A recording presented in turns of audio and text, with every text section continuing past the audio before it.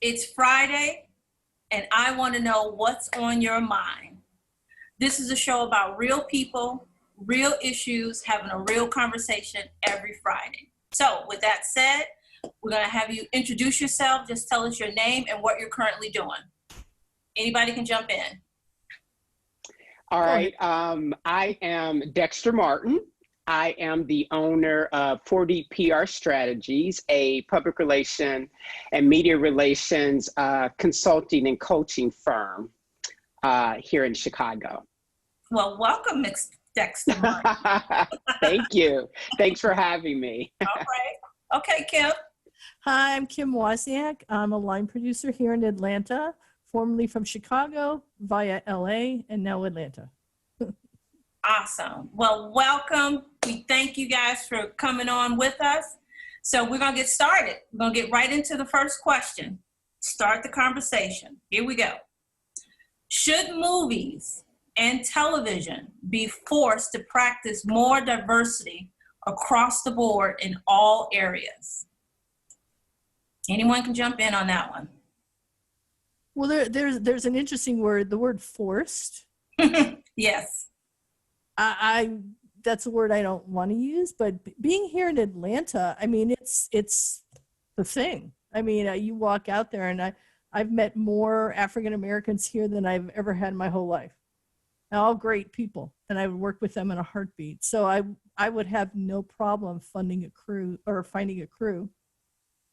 Very diverse, a lot of women. I made great women. The women in film here in Atlanta is so much better even than Los Angeles. Oh, wow. They're networking every month, well, at least before COVID, and great leadership here.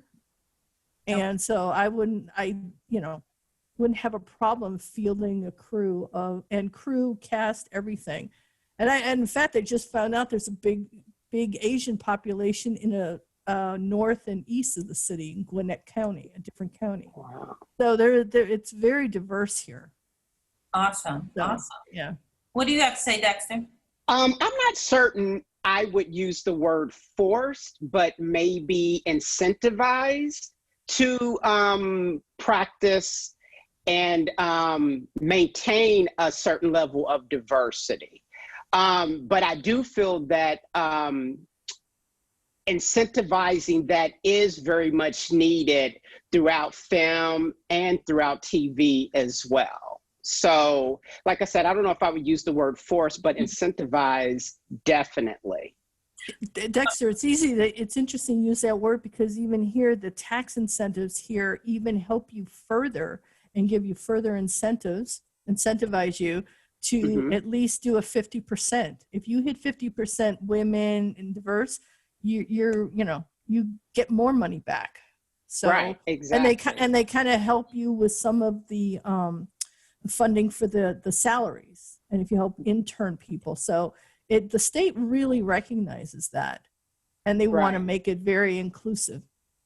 Right, and I love those levels of incentives because, like you said, it encourages production companies to utilize small and minority and women-owned businesses. So yes, I think that's the perfect route to go. Do you either of you think that inclusion is getting better across the board on all levels, to the executives on down to the PA? I think inclusion has gotten better just from the standpoint of the climate that we're currently in. However, I still think and feel there's a way to go. I think diversity has gotten better maybe at the lower ranks and maybe up to the mid ranks, but when you still look at the top ranks, whether it be TV or film, I still think there's a lot of work to do. Absolutely. Yeah, some of the people, I mean, here, just going through the studios here, again, Tyler has his studio. Incredible influence here in the city. People love him. He loves the city. He's extremely just a wonderful person. But then the other person who bought his older studio, is Hispanic. So we have a Hispanic owner of that studio. And then the woman who I talked about, she was the president of that studio. She wasn't the owner, but the president. So you have, Hispanic owner, a woman president. Now, I don't know who's going to fill that now. I don't think he's filled that position right now. And then there's several other, and then Pinewood, Frank is white. He comes from Florida. And I don't know, most of the other studios are kind of run by committee. So I don't know all the ownerships of some of the other studios in town. It's a mixed bag. And so that's a good thing that, they have a Hispanic owner, and Tyler, of course, and everything else. So I find it very inclusive here. I've been in the industry 30 plus years. I shouldn't admit that, but I have to. And I've seen them. It is a little bit still white at the top of most of the companies. A woman that I work with at Showtime, Perlina Ibokwe, she's from, I don't remember which country she came. Oh my gosh, I'm blanking. But she's now president of Universal. Oh, wow. Oh, wow. Yeah, she came over. She was a development executive at Showtime when I was there. And then she came over when Robert Greenblatt left and started, and she came over, and then he left, and boom, she's up. So I don't know pretty much how that breaks down, but she's very smart, very intelligent, great, taste in projects and everything. So it's a good thing. It's a good, And since you just said project, I was going to piggyback off of that. So looking at the projects that are put out on television and in film, is there diversity seen in those products, in those projects? More or less. I feel that I feel like diversity in the product, like you said, through TV and film, I do feel like it's gotten a lot better. And I am feeling like the projects are more reflective of our society. I feel like the casting, the characters, the character narratives are very reflective, a lot more diverse of what our current, I feel like society is reflective of. Yes. Yeah. I think a lot of that comes from the fact that we have so many avenues of first of all, getting things out there, many different channels now and everything. And I think that helps that. I mean, before, when you only had 4 channels, it was hard to do that. I mean, it was hard to become diverse. Now you've got so many different platforms. It's easier to do that. The only thing I have sometimes an issue with is that I think they try to fit it in rather than make it organic. The projects. Yes. Where, I find, whether it's, and it's not, singling out anything, but I find sometimes to open a project up that's been on television for a couple of years, they try to fit in, say, a gay character. Yeah. Where that person for 2 years was not gay, and then they make this person gay or lesbian, whatever. But I find that's not organic to the project, and because they want to open it up. And so I find things like, for example, when they open CW to answer it, open up Black Lightning, which is shot here in Atlanta. So I'm like, that's cool. Black Lightning, yeah. Yeah, that's cool. Yeah. I mean, that's organic. It was created for that reason. I mean, it was built in the comics way back. So it wasn't taking a character that was something else for 40 years in the comics and now changing it, because people sometimes push back with that. Yeah. And so I find that if something's organic or historically that, it works. But I sometimes I have a time going, I know what they're doing with this character. If I'm watching a show, I could see where they're trying to squeeze it into another category. And I'm like, that doesn't fit. To me, it's not organic to a project. Yeah. Where the person didn't, pilot on, they started off as a certain type of character. Cool. All right. And then all of a sudden they realize, like, well, we're not fitting that criteria, so now let's make the character this. And that I don't like. That's me personally. That's my opinion. But otherwise, no, I think with all the different platforms, it's opening up and people can find something that fits what they want to watch much better today. Yeah. Yeah. All right. Well, cool. All right. We're going to move on to the next one here. Moving on to the next one. All right. We're going to pivot off of this one, way pivot. All right. Question is, would you use a self-driving car and would you feel safe in it? Well, it's funny. Is that what you meant about cars? Okay. Right. It's funny you should bring that up because actually yesterday, I believe I was just reading the article of the guy that was driving the self-driving Tesla and was watching a movie while the car was in self-drive mode, and the car ran into a police car. Oh, wow. Of all things. Yeah, exactly. So to answer your question, I'm not so certain I'm there yet with the self-driving mode for cars. I think there still needs to be a lot more trial and error, so to speak. So I'm there yet. Yeah. I find it interesting. It's something that I wouldn't maybe mind experiencing in a controlled environment, but as far as out in the open on the street or roads right now, no, I'm not there yet. I'm not there. I'm like Dexter. I'm the same way, because I think even before that guy who hit the police car 2 years ago when he first introduced, somebody did, and unfortunately that man was killed because he he was taking a nap. He thought, oh, okay, I can sleep my self-driving car, and he was killed. And so I think my parents always raised us, you never buy something the first or second generation. If you're going to get something, you got to wait till they get the bugs out.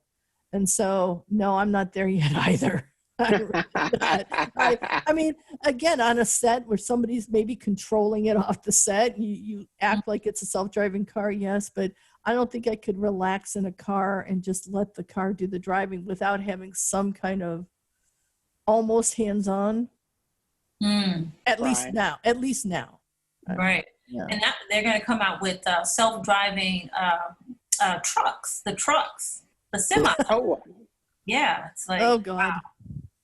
Be on a highway with a self-driving truck? I don't think so. Wow. It's like, yeah, it's amazing. It's amazing. yeah. Now, will this truck be through Tesla or is this through some other automaker? You know, I don't think it's Tesla. I think it's another automaker. Yeah, I don't know which one it is, but they've already done some tests on the road without letting people know. Oh, wow. Yeah. Are you talking semis or are you talking? No, a semi. A semi. Oh Semi. my God. Oh, God. Wow. That's kind of scary right now. That is very scary. I know. Wow. That's Right. Exactly. Right. whoa. That's. I mean, they have the person still in the truck with the semi, but the majority of the time the semi is driving itself. Wow. Yeah, I guess they'd have to do it now. I mean, because it's still not perfected. So I guess they would still have to have somebody there. Yeah. Just in case, because, you get behind a truck and they start weaving a little. Trust me, I drove here from LA, so I know what getting behind a truck is on 40. Oh my God. Oh, you drove from LA to Atlanta, huh? Oh, Yeah. wow. Yeah. Blessings to you. Blessings. Oh my God. Oh my God. Oh my God.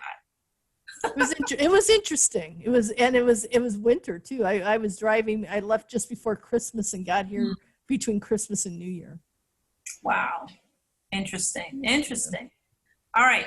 We're going to move on to the next one since we got some time. All right. Okay. Do you think, or do you like solitude, or do you prefer being social? Well, me personally, I kind of like a mixture. I have times when I'm feel very social and am very social, but then I also like my solitude as well. So I like a mix, probably leaning a little more towards probably having a little more social rather than being, solitude or to myself. I know, Dexter. I know. I know. What about you, Kim? I'm pretty much the same thing. I do, sometimes it takes me a little kick in the behind to get out and be more social. I like going to all the networking stuff. I volunteer at the Atlanta Film Festival.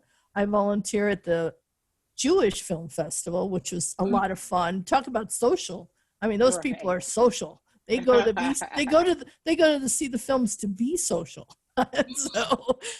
So I was like, wow, that's interesting. So I do like it. And, once I'm out, I love it, and I like meeting all the new people, getting to know everything. But I do like my, my alone time. I'm not really alone. My dog doesn't let me be alone. So I'm not really alone, but I like it because then I can sit back and do my crafts. I'm teaching myself knitting right now. So hopefully I'll have a lot of gifts at Christmas that way. But, people was talk during this time that they were bored. I haven't woke up a day and I've been bored. I've got things to do every single day. Wonderful. Has this pandemic either heightened the awareness of being in solitude? For me, it's just the only thing that it was heightened in the sense that sometimes I don't have anything to do this afternoon. I'll go see a movie. Oops, can't do that. Yeah. Okay. Then I'll go can't go. I can't go to my church for dinner that night. Oops, can't do that either. So there's a few things I think that, and I couldn't go to the pool to swim or the things I had on so that was heightened. But, my jobs, a lot of times my jobs start here at home. And I make phone calls, you're doing budgets. You're here at home. You're not out with people. You're here. So it changed it a bit. Yeah. So what about you, Dexter? I know for me, this, the pandemic, sheltering in place, or, being extremely less social than I was before hasn't really been a hardship for me. I know a lot of people, some of my friends and family have, been complaining about not being able to be social. But I feel like because I have always enjoyed that mix of social and being, by myself, that it's really, helped me through this pandemic. Like I haven't really felt, the weight of it. I've been okay. I've been doing good. Especially in comparison to a lot of other people. So, yeah. Good. I agree. Yeah, I feel the same way. It's like there's a few things you couldn't do, but you just figure out something else to do and keep busy. And I did finish a lot of projects that I had kind of sitting out there and going, oh, I could finish this. Right, just real quick. And speaking of this pandemic, real quick, just what's your take on it? How do you feel about it? How is it affecting you personally? Professionally, real quick?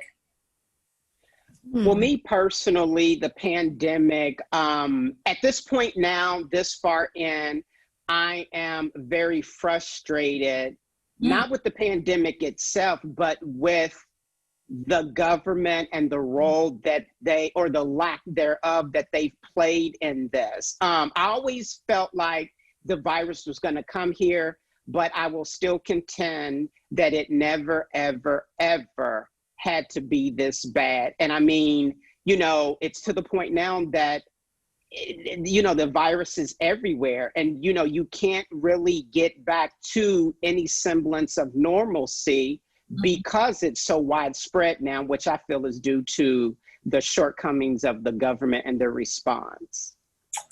Yes, definitely. What about you, Kim? I've got a little different take. I feel that the media has just scared people crazy. I've spoken to a couple of doctors here in Atlanta, both of Emory trained, and their feeling was and a couple of them had lost patients to them, but they were all in their late 80s, early 90s. And they felt that at the beginning, they didn't know how to use respirators properly.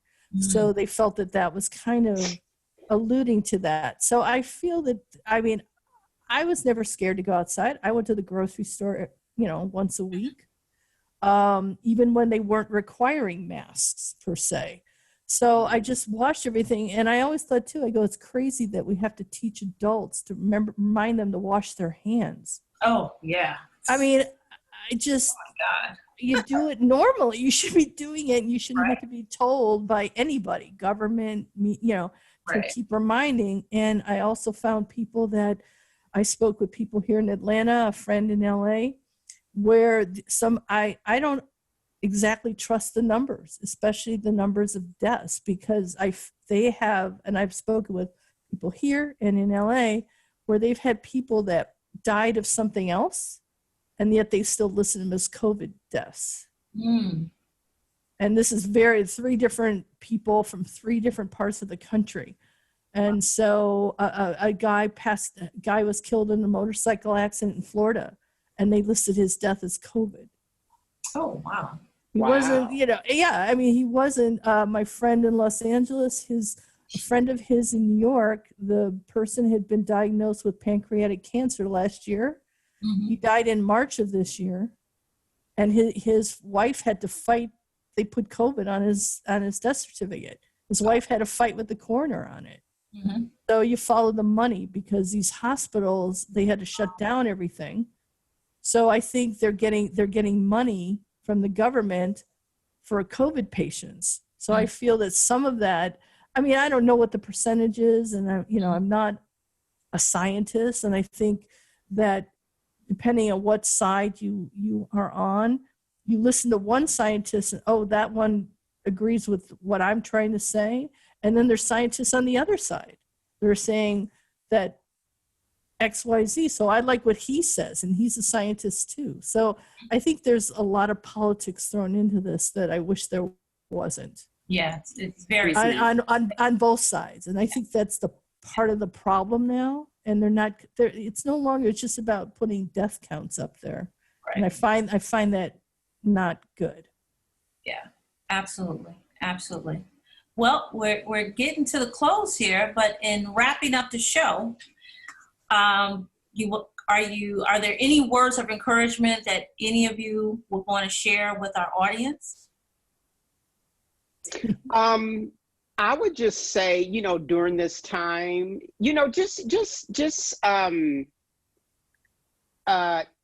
just try to be constructive, just maybe, look into doing something that you've never done before during this time, so that when we come out of this, maybe, you can improve your skills, or maybe learn something new that you can share with the world when we all, get back to some level of normalcy.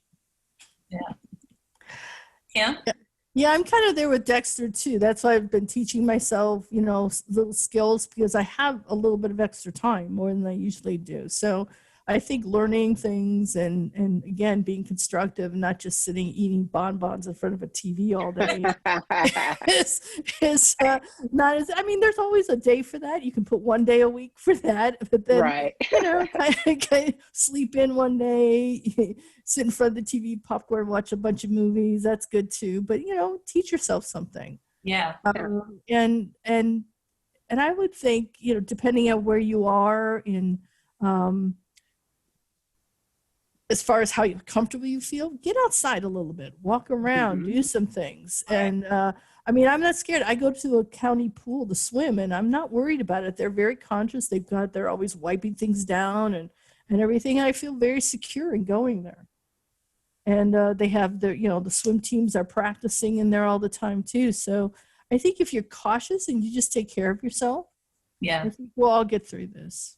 Definitely. And where can people find you on social media? Okay. Well, for me, you can find me at 4dprstrategies.com. And then you can also find me on Twitter at the same 4DPR Strategies. Awesome. What about you, Cam? I'm on Instagram. I'm on Twitter. I don't use Twitter that much. I don't like Twitter. That's just me. I can never follow it, all of it. So I just kind of look at other people. I'm on Instagram, Twitter. I'm on LinkedIn. I'm on IMDb Pro if you're looking for, my credits on that. And I don't remember because I've got different sign-ins on Instagram and Twitter, and I forget which ones they are. But if you type my name in, you'll find me. So cool. Well, listen, I thank you guys for being on the show. The show is What's on Your Mind. Please tell your people, share our YouTube channel. We will keep you posted on when this episode will be posted out. I thank you so much for being a part of it. I'll be in touch with you guys real soon. Oh, can I say one quick thing? Yeah, sure. One thing we are doing is I'm working with 2 writers, and we're going to put the first 2 episodes of our sitcom up. Oh. We're going to probably be shooting it right after Labor Day. And we got an editor and music, so I will shoot that to you. You can maybe shoot it to everybody else because it's going to be eventually be up on YouTube because we want to get eyeballs and get people into it and maybe get some money to do the whole season because we have 13 episodes written, so we're ready to Wow. Well, we can do cross-promoting. There you go. You help us. That's There you how go. we'll help each other. All right. Thank you, Dexter. Have a wonderful, blessed weekend, and I'll talk to you soon. Okay, thank you so much. Thanks for having me on. You too, Sheila. Thanks a lot. Talk to you later. All right, Bye-bye. bye. Bye-bye.